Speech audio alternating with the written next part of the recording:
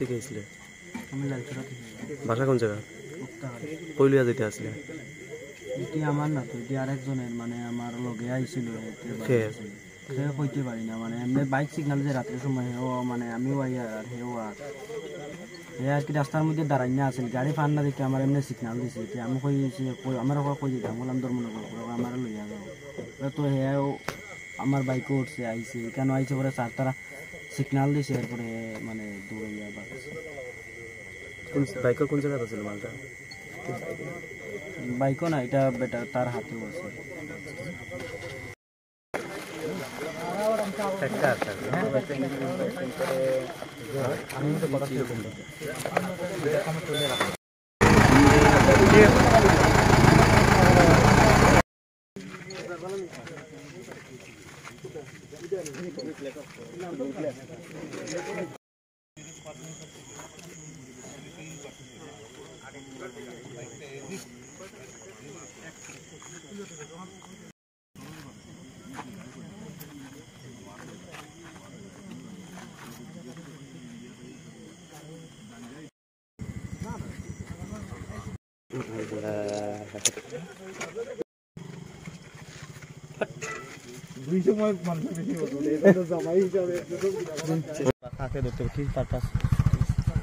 আজকে ধর্মনগরে স্পেশাল একটা অভিযান চলছিল, বাইক চেকিং।